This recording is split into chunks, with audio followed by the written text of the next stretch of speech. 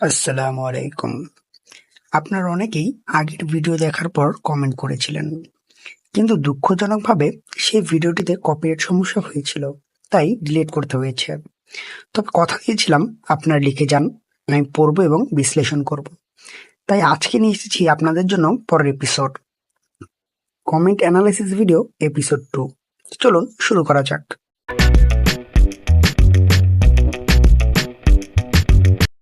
আজ আমাদের প্রথম কমেন্ট নাহিদা সুলতানা।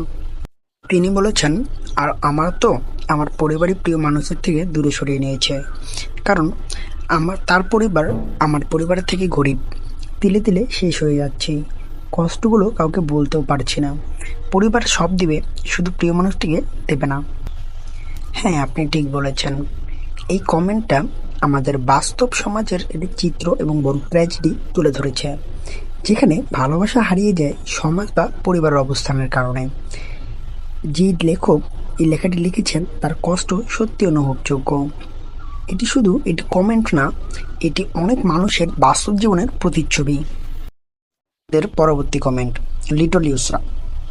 তিনি বলেছেন, সত্যি কোনোদিন ভুলতে পারবো না সেই দিনের কথা, যেদিন আমি নিজে দেখেছি কেমন করে সে আমাকে ধোঁকা দিয়েছে। এই কমেন্টটা শুধু একটি প্রতারণার গল্প নয়, এটি একটি বিশ্বাসভঙ্গের যন্ত্রণার স্পষ্ট চিত্র। যেদিন আমরা কাউকে চোখের সামনে বিশ্বাসঘাতকতা করতে দেখি, সেটা শুধু মুহূর্ত নয়, তার সারা জীবনে একটি দাগ হয়ে থাকে।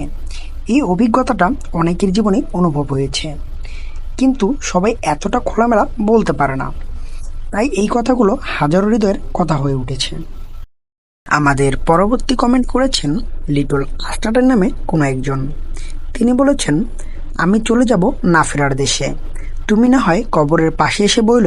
অবশেষে মুক্তি পেলাম এক বিরক্তিকর আর্তনাদ আর এক বিরক্তিকর মানুষের কাছ থেকে। এই লেখাটিতে সবচেয়ে গুরুত্বপূর্ণ লাইন হচ্ছে, অবশেষে মুক্তি পেলাম এক বিরক্তিকর আর্তনাদ এবং এক বিরক্তিকর মানুষের কাছ থেকে। এখানে লেখক বুঝিয়ে দিয়েছেন তিনি এতটাই ক্লান্ত এবং ভিতরে ভিতরে গুমড়ে মরছেন যে তিনি মৃত্যুকে নিজের শান্তি মনে করছেন। এই মন্তব্যটি শুধু একজন মানুষের হতাশা নয়, এটি একটি মানসিক চাপ ও বিষাক্ত সম্পর্কের বিরুদ্ধে এই ধরনের নীরব প্রতিবাদ। যখন মানুষ বিষণ্ণতায় ডুবে যায়, তখন মানুষ এরকম কথাগুলো বলে, যার পিছনে সে চুপচাপ এবং অসহ্যকর্ম একটি কষ্ট চাপা থাকে। এই কমেন্ট আমাদের মনে করিয়ে দেয় পাশে থাকা মানুষের আবেগকে গুরুত্ব দেওয়া কতটা জরুরি। আমাদের শেষ কমেন্ট এমডি রাজীব সরকার। তিনি বলেছেন, ভাইয়া, আপনি তো এত কিছু পোস্ট করেন, আমি চাই আপনি আমার এই লেখাটি পোস্ট করেন। মনে করেন ছোট বোন বলেছে, একজনের সঙ্গে রিলেশন ছিল যাকে আমি অনেক বেশি ভালোবাসি।